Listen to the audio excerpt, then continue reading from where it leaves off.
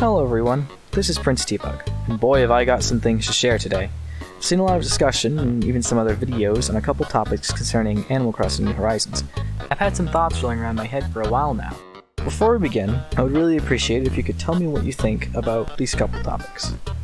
Is Tom Nook good, bad, somewhere in between, maybe? And how do you explain regular animals coexisting with the villager animals? I don't want to influence people's original ideas if someone else might have an interesting idea or different take on the matter, so pause now if you're gonna write a comment. Okay, did you finish writing that? If you did, thanks so much. I'm really looking forward to seeing what you guys had to say. And if you didn't, well, that's fine too. Now with that out of the way, let's get into it. So to start things off, let's take a look at Tom Nook as a person. Wild World goes the most in depth in terms of his backstory and why he is the way he is. Shaka Conroy and a few others have made videos previously covering this. We've explained it better than I possibly could, so I highly recommend you go and check those out when you have the time. What's important to know is that Tom Nook was once naive too, much like the player, and he got screwed out of all his money because, well, the city is a harsh place, and he just doesn't want that to happen to other people. Furthermore, it's mentioned in Happy Home Designer that a lot of the money he does make goes to orphanages and other charities. For all we know, this island getaway thing is just a big venture he's been building towards, not to make money, but to help others instead. Nook is evidently generous, and definitely not evil, and he couldn't really be stealing from you anyway. Indeed, he pays you to pay for his stuff. All the money on the island is in an internal cycle, and it starts at Nook himself. This is actually brought up by some lazy villagers' dialogue, where they question the existence of the entire world they're in. They question how it even makes sense that Nook funds the Nooklings to pay for your junk, and then you use that money to pay Nook. Even the house loan is likely to cover the cost of construction, and even then, in most cases, it's Nook's own money being used regardless.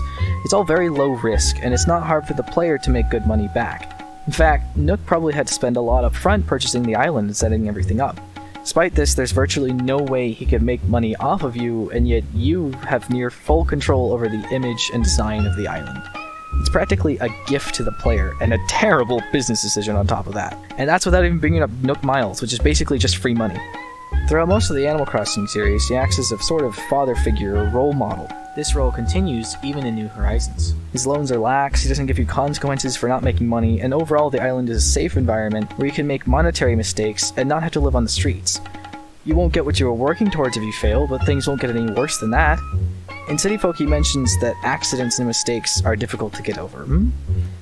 It seems like this island was almost designed to be a place where that's not the case, or at least not as much as in the city. This poor guy seems to get such a bad rap for no reason at all. He's quite genuine and caring if you just look at his lore.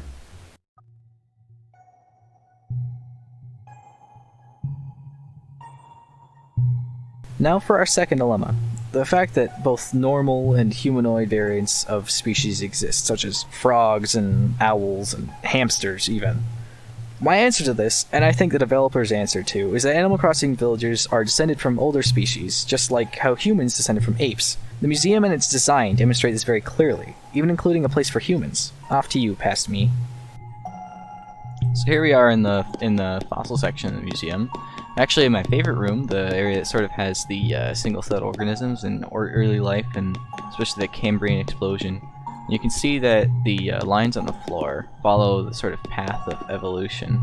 You can see on the left, like the jellyfish kind of stop at jellyfish because they don't really.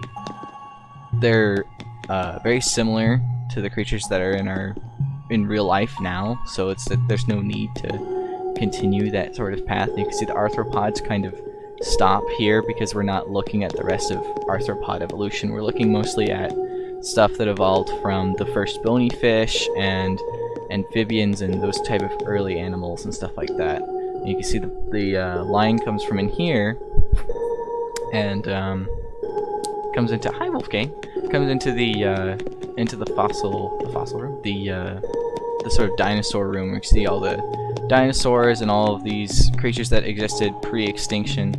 And there's even a little dot here that'll show you the mass extinction event that's theorized to have happened. And you can even see there's two separate lines here. One following the sort of avian forms of evolution that evolved from these reptiles, and another following the mammals and those type of animals. And you can see those lines continue over here.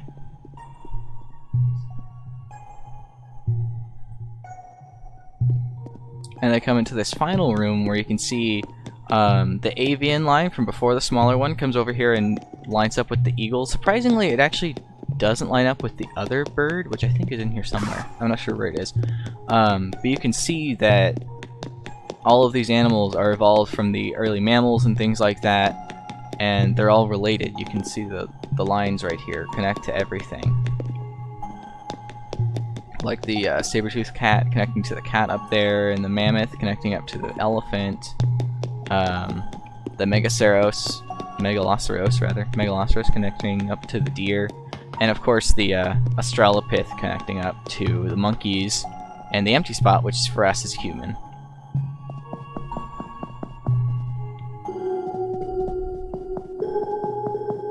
Yep, just for us.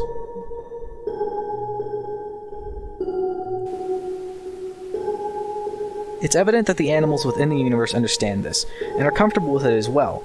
When gifting a frog a pet frog, they don't question it. So too with giving the caged hamster to a hamster villager. The animals within this world clearly understand the separation between them and the more primitive species. What do we even call apes? Less evolved? Is that offensive? I hope it's not. Anyway, the whole there can't be humanoid owls and regular owls thing is just as absurd as saying gorillas can't exist because they evolved into us. And you might say, well, they aren't primates though. How did they become humanoid? Well, have you ever heard of convergent evolution, where different species evolve into much the same shape to fit a similar niche? An example, the philero is a species of sea slug that evolved to get food from open waters rather than the ocean floor like its relatives. It's very similar in shape to many other fish since the streamlined design and dorsal and back fins allow for good speed and control. The same event seems to have happened in the past with different types of large ocean predators. Despite the fact that they're all descended from completely different species, reptile, mammal, and other fish respectively, ichthyosaurs, dolphins, and sharks all have very similar body plans. This is simply because that particular setup is quite good for catching fish in the open waters. It's not far-fetched at all to say that these villagers may have undergone the same adaptations we humans did, perhaps even alongside us, in the same fashion. As shown by the previous examples, sometimes one solution is simply the most effective. The villagers clearly developed a similar form to humans and even upper limbs capable of holding and using tools. They may have evolved to flee from similar predators and/or hunting groups, swaying the battle with their use of weapons, just like humans did. Could you imagine these humanoid animals and humans living together during the earlier stages of human life, hunting in groups and living in villages? Well, okay, perhaps it's hopeful to assume they would have just gotten along like that. Anyways, it's safe to say that humans and these humanoid animals likely existed together for a long time. None of the villagers really talk about or question the differences between you and them, and I think it would be quite odd if they did.